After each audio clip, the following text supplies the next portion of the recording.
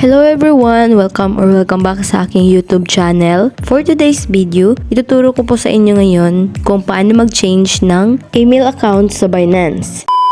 Una, i-open ang inyong Binance app at makikita nyo na ito. I-click itong 3 lines na nasa taas. So makikita nyo dito yung account ko. I-click ito. So makikita nyo dito yung email account ko. So ito po yung papalitan natin. I-click itong security na nasa baba. So makikita na natin dito yung passcase, authenticator, email, password, paypen at iba pa. So, i-click itong email. I-click din ito guys. So, dito, sure ba daw tayo na i-change yung email address natin?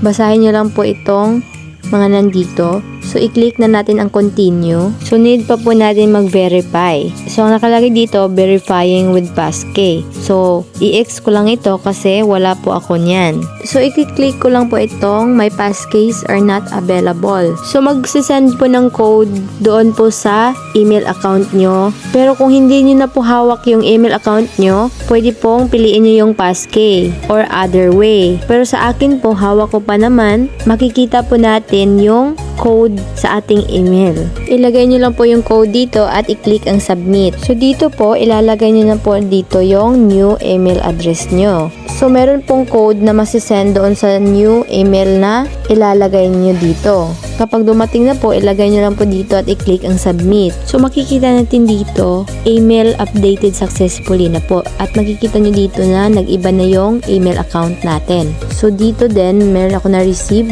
na email change succeed. So, ganun lang po siya kadaling mag-change, guys. Dito na lang po tayo. Sana natulungan ko po kayo. God bless you all.